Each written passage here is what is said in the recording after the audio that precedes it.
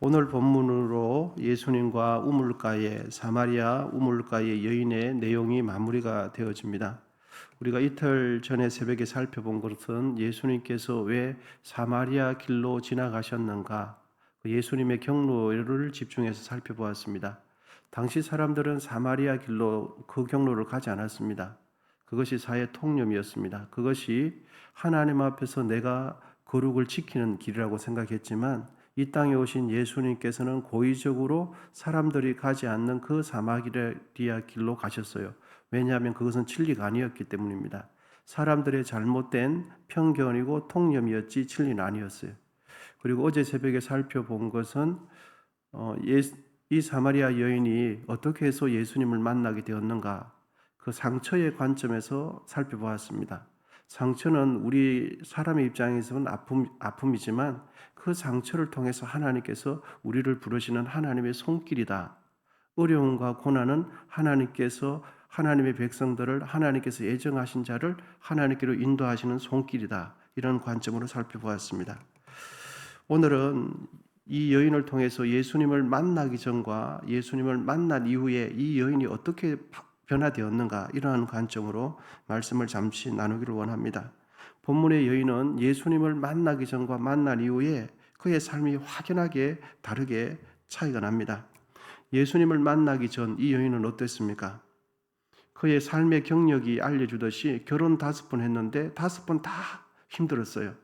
여러분, 인생 살면서 보통 다 한 번을 결혼식 하는데 한 번 결혼하면서도 그 한 번의 삶을 잘 유지하기 위해서 얼마나 삶이 어렵습니까? 마음이 맞지 않아 싸우고, 경제력 이런저런 사정 때문에 싸우고, 또 사랑하는 사이에서 아기를 낳는데 그 아기가 또 마음에 들지 않아서 싸우고, 또 서로의 성격이 맞지 않아서 싸우고, 그러면서 인생을 살아갑니다.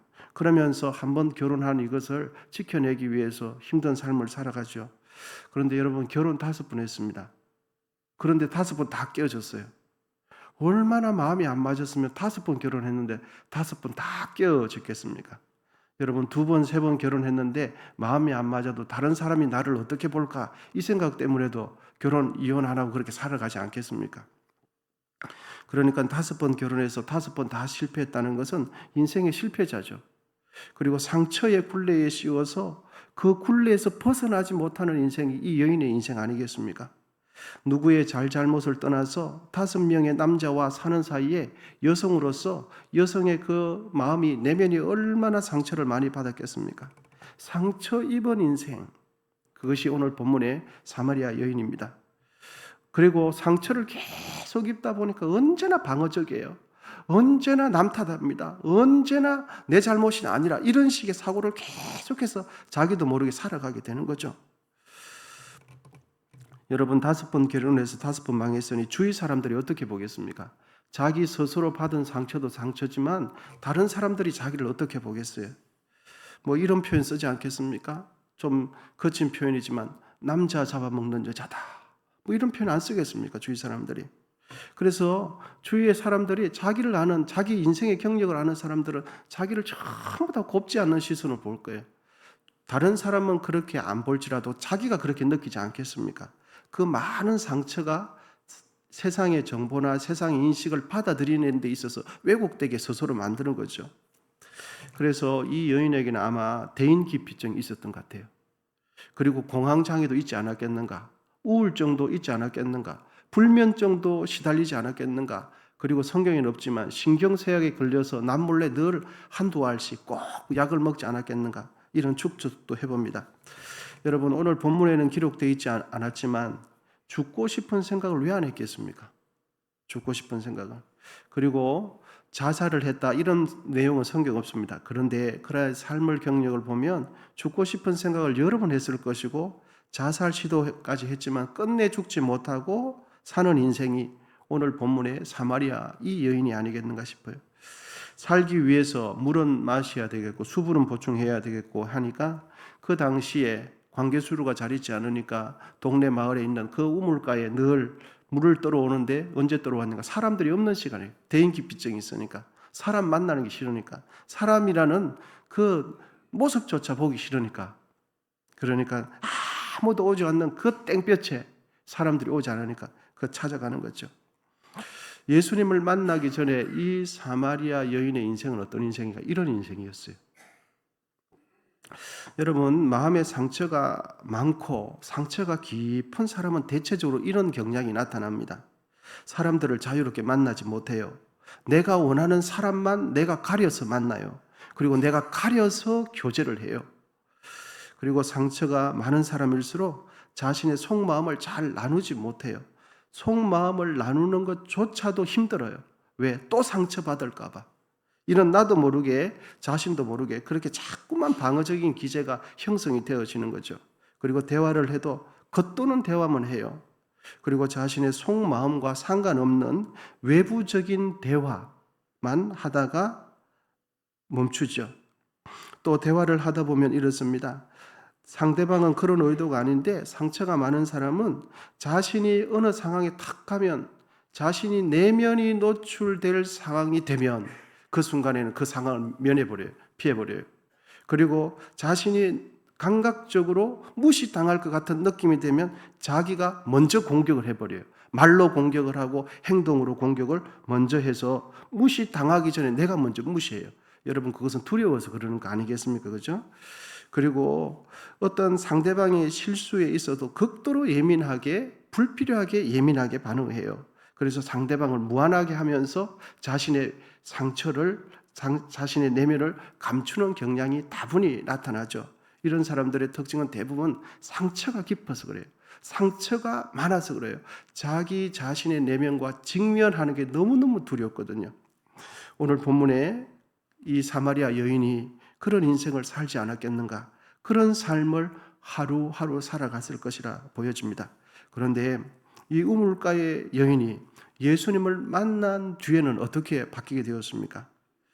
마주치기 싫어했던 마을 사람들에게, 그렇게 기피하고 회피했던 마을 사람들에게 자신의 발로 직접 찾아가요. 사람 자체가 싫었는데 이제는 사람이 모이는 곳으로 자기가 찾아가요. 여러분, 본문 28절, 29절인데요. 우리 같이 한번 읽어보겠습니다. 본문 28절과 29절 우리 같이 읽겠습니다. 시작. 여자가 물동이를 버려두고 동네로 들어가서 사람들에게 이르되 내가 행한 모든 일을 내게 말한 사람을 와서 보라. 이는 그리스도가 아니냐 하니. 예수님을 만나기 전에는 사람 없는 시간 찾아왔어요. 사람 안 만나려고, 사람 눈 안 마주치려고, 사람 보는 게 싫었어요. 그래서 조용한 시간에 혼자, 그것이 제일 편안하거든요. 그런데 예수님을 만나고 난 뒤에 진리에 대해서 눈을 번쩍 뜨고 난 뒤에는 자신의 상처 같은 건 아랑곳하지 않고 자신의 두 발로 예수님을 있는 곳을 뛰쳐들어가게 됐습니다. 예수님을 만나기 전 이 사마리아 여성에 있어서 가장 신경 쓰는 것 여러분 무엇입니까? 자동적으로 이 여인이 예수님을 만나기 전에 가장 늘 신경 쓰는 것은 이것이었어요. 어떻게 하면 사람과 마주치지 않는가? 어떻게 하면 다른 사람과 대화하지 않는가? 어떻게 하면 내 상처를 감출 수 있는가? 그것도 자연스럽게. 이것이 이 상처받은 여인이 가장 신경 쓰는 것이었어요. 예수님을 만나기 전에. 그래서 과거에 받은 상처의 굴레에서 벗어나지 못하는 인생이 사마리아 여인의 인생이었어요. 그런데 그런 여인이 예수님을 만난 뒤에는 이렇게 바뀌어요. 이제는 적극적으로 사람 속으로 들어가요. 적극적으로 자신이 말이라 하고 싶어서 자기가 만난 진리에 대해서 사람에게 찾아가서 말을 하는 거죠. 이렇게 바뀌게 된 겁니다. 여러분, 예수님을 믿고 섬긴다는 것은 이런 의미가 있습니다. 단순히 교회에 출입하고 예배드리고 기도한다는 이것도 의미가 있겠지만 예수를 믿고 섬긴다는 것은 내 인생에 있어서 소중한 것이 예수님 믿기 전과 믿은 이후에 이 소중한 것이 바뀌는 의미가 있어요. 예수를 믿고 섬긴다는 것은 내 삶에 있어서 소중한 것이 바뀐다는 의미가 있어요.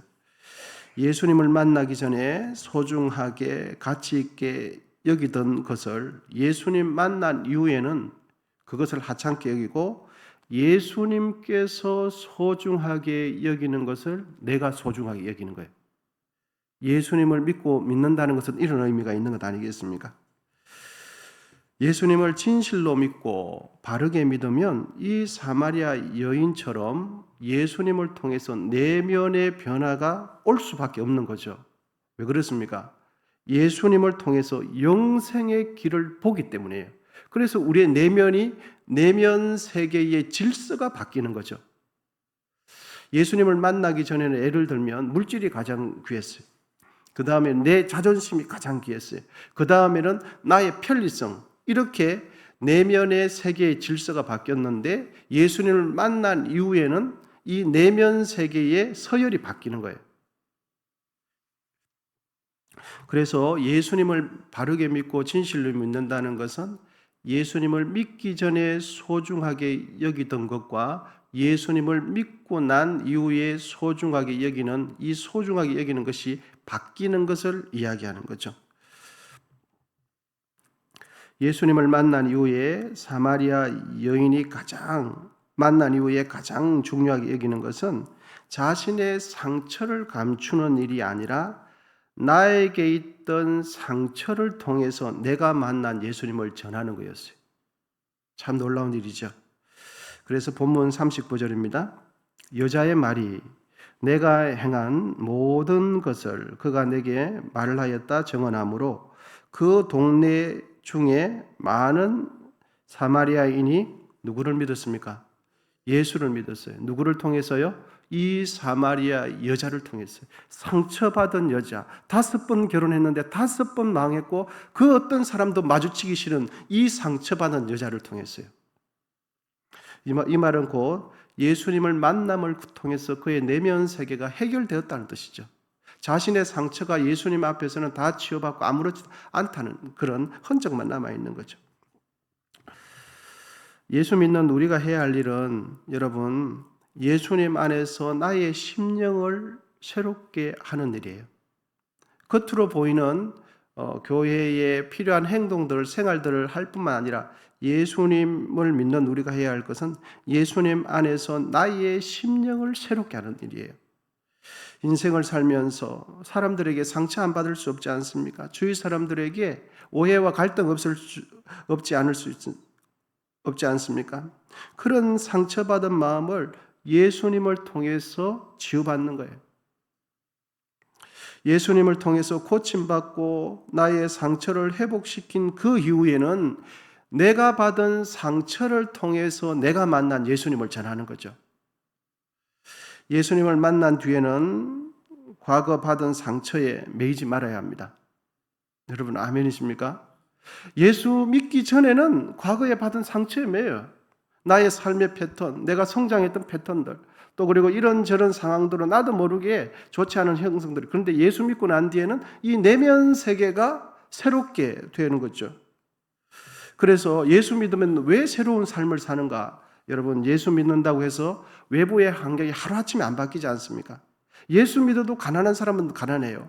예수 믿어도 병든 사람은 병들거든요. 예수 믿어도 여러 가지 어려운 건 어려워요. 그런데 왜 예수 믿으면 새로운 삶을 삽니까?